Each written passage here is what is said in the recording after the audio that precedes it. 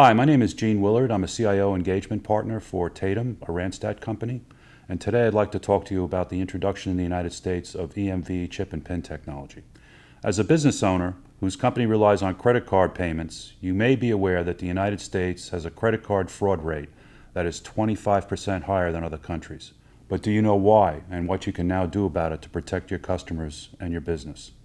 In January of 2015, credit card issuing banks in the United States initiated rollout in earnest of new credit cards equipped with Europay, MasterCard, and Visa, or EMV, chip and PIN technology. This technology has been in use in Europe and several other international locations since as early as 2005, and it is credited with making a material positive impact in reducing credit card fraud. In the United Kingdom, the fraud rate dropped 67%. In addition to MasterCard and Visa, which acquired Europay in 2002, American Express, Discover, JCB, and China UnionPay have all since adopted EMV standards and technologies. The fraud reduction benefits are the result of improved methods for authenticating credit cards and card holders.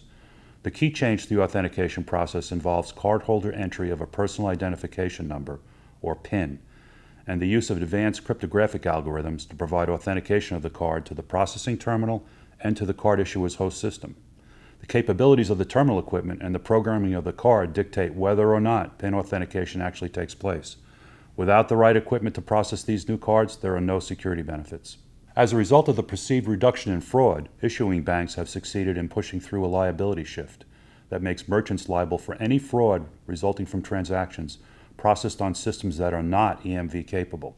In locations that have already adopted these standards and technology, this liability shift dates back as far as January 1, 2005 for the European Union region. In the United States, issuing banks for the payment brands expect to initiate the liability shift on October 15, 2015. Your acquiring bank and credit card processor is a good source of information on the new terminal equipment you will need to buy. Many acquirers act as value-added resellers for EMV-capable terminal equipment manufacturers. Your security team also should coordinate with your acquirer and your business units involved with payment processing to understand how introduction of the new authentication process may increase latency in payment processing and impact customer service. This is particularly important when processing with card present. To recap the key points about adoption of this new technology: 1. Card issuers in the United States expect a complete rollout of new EMV-enabled cards by October 15, 2015. 2. By this same date, the issuing banks intend to start implementing the liability shift. 3. If your terminal equipment is not already EMV capable, your customers will not get the fraud prevention benefits of the new cards. You also may need to replace your equipment by this date to avoid liability from any ensuing credit card fraud. 4. Consult with your acquiring bank to get advice on EMV capable, PCI compliant terminal equipment and payment processes. And 5.